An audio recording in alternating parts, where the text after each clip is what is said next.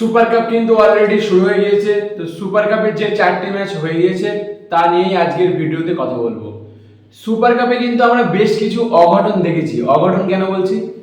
কারণ সুপার কাপের প্রথম ম্যাচে ইস্ট বেঙ্গল কিন্তু ডেম্পো এফসির কাছে আটকে গিয়েছে।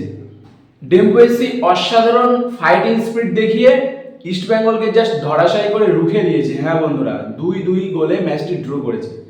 তারপরের ম্যাচ যদি বলি, চেন্নাইন এফসি ও মোহনবাগান কিন্তু জেমি ম্যাকলাডেনের করা 2টি গোলে চেন্নাইন এফসিকে হারায়।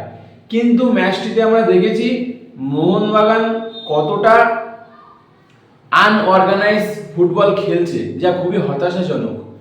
এবং লিস্টন ক্রসও যেভাবে গোল মিস করছে, এত ম্যাচিওর একজন প্লেয়ার, তার কাছ থেকে কিন্তু এটা আশা করা যায় না।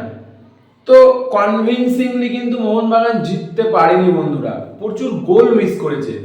এই গোলগুলো কনভার্ট না করলে কিন্তু ভবিষ্যতে প্রচুর প্রবলেম হবে, কারণ গোল মিস করে করে এদের কিন্তু অভ্যাসে পরিণত হয়ে যায়। লিস্টন ক্লাসর, আমরা বলি লিস্টন ক্লাসর খুব ভালো খেলে, সব ভালো, বাট তার ফিনিশিং ভালো না। তো কবে করবে আর ফিনিশিং ভালো? সে তো একটা ন্যাশনাল টিমের প্লেয়ার। আর যদি তারপরে কথা বলি, নর্থ ইস্ট ইউনাইটেড ইন্টারকাশি, আমি পার্সোনালি ইন্টারকাশির ম্যাচ দেখার জন্য খুবই উৎসাহী ছিলাম এবং ইন্টারকাশি আমি যেটা ভাবছিলাম সেটাই করে দেখিয়েছে। নর্থ ইস্ট ইউনাইটেডের মধ্যে একটি অর্গানাইজ টিমকে তারা জাস্ট রুখে দিয়েছে। নর্থ ইস্ট ইউনাইটেড ও ইন্টারকাশির ম্যাচটিও কিন্তু 2-2 গোলে ড্র হয়। আলাদিন আজারিয়ার মতো প্লেয়ার থাকা সত্ত্বেও নর্থ ইস্ট ইউনাইটেড কিন্তু ইন্টারকাশিকে হারাতে পারেনি। ইন্টারকাশির ইন্ডিয়ান প্লেয়াররা কিন্তু খুবই ভালো পারফরমেন্স করেছে, খুবই ভালো ডিফেন্স করেছে। আর গোয়া জামশেদপুরের ম্যাচটি যদি বলি, তাহলে গোয়া কিন্তু কনভিনসিংলি 2-0 গোলে হারিয়ে দিয়েছে জামশেদপুরকে। বর্তমান ইন্ডিয়ায় সব থেকে ভালো টিম কিন্তু গোয়াকেই বলা চলে। তারা পুরো ওয়েল ওয়াইল্ড মেশিনের মতো খেলছে। হ্যাঁ বন্ধুরা, গোয়া যেভাবে আল নাসেরের সঙ্গে পারফরমেন্স করেছে এবং সেখান থেকে তারা যে কনফিডেন্সটা পেয়েছে, তা কিন্তু সুপার কাপের প্রথম ম্যাচে আমরা দেখেছি। খুবই ভালো পারফরমেন্স করেছে গোয়া। আর আজ কিন্তু ম্যাচ আছে পাঞ্জাব ও গোকুলাম কেরালা। পাঞ্জাব ও গোকুলাম কেরালা আজ বিকাল 4:30 থেকে মুখোমুখি হতে চলেছে, যেখানে গোকুলাম কেরালা পাঞ্জাবের মতো টিমের এগেনস্টে কেমন ফাইট দেয় তা কিন্তু দেখার জন্য মুখিয়ে আছি।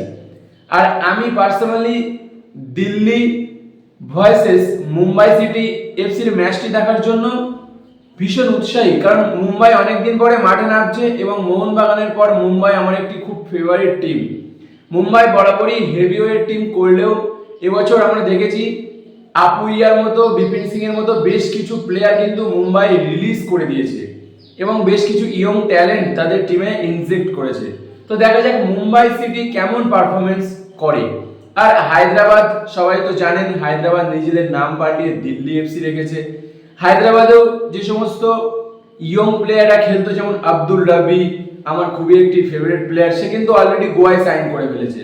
হায়দ্রাবাদের অতীতের যে বেস্ট প্লেয়ার ছিল, বলা যায় বেস্ট ডিফেন্স, আগে খেলেছে অ্যালেক্স সাজি, যাকে নেওয়ার জন্য মোহনবাগান খুব ঝাঁপিয়েছিল কিন্তু পায়নি। হায়দ্রাবাদ তাকে ক্যাপ্টেন্সি অফার করে দলে রেখে দিয়েছে। সেই অ্যালেক্স সাজি কিন্তু দিল্লি এফসি হয়ে আজ মাঠে নামতে চলেছে। আজ দুটো ম্যাচ, একটি 4:30 থেকে, একটি 7টা থেকে।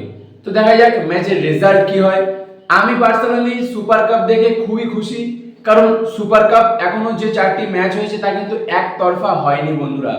ইস্ট বেঙ্গল আটকে গিয়েছে, যা খুবই শকিং, এবং নর্থ ইস্টও কিন্তু ড্র করেছে ইন্টারকাশির সঙ্গে, যা ভীষণই শকিং, কারণ নর্থ ইস্ট ইউনাইটেড পালতোলা নৌকার মতো খেলছিল, সেখানে এভাবে আটকে যাওয়া তা বোঝায় যে সুপার কাপ কতটা কম্পিটিটিভ হচ্ছে। এবং ম্যাচ শুরুর আগে তোমরা বলতে পারবে না যে এই টিম জিতবে, অমুক টিম জিতবে।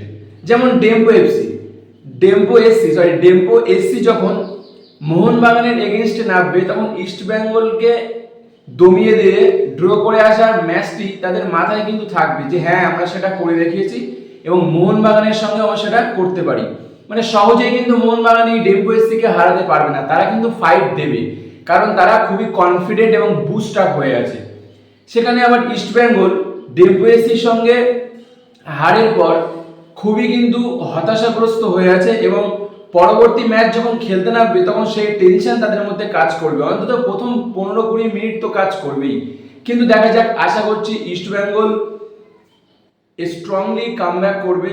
কিন্তু আমার মনে হয় না যে সুপার কাপের নেক্সট রাউন্ডে ইস্টবেঙ্গল যেতে পারবে, কারণ তারা ডেম্বো এফসির কাছে আটকে গিয়েছে, যা মোহনবাগানের পক্ষে খুবই সুবিধাজনক হয়েছে। আর বর্তমানে ইস্টবেঙ্গলের অন্দর থেকে বেশ কিছু খবরও উঠে আসছে, যেখানে জানা যাচ্ছে যে অস্কার বুজন নিজেকে সবার থেকে আলাদা করে নিয়েছে এবং টিমের ভিতরের পরিস্থিতি বর্তমানে কিছুটা টালমাটাল অবস্থা। তো দেখা যাক, আশা করছি সবকিছু মিটে যাবে এবং ইস্টবেঙ্গল কামব্যাক করবে স্ট্রংলি, তাহলে সুপার কাপটা আরও জমে উঠবে।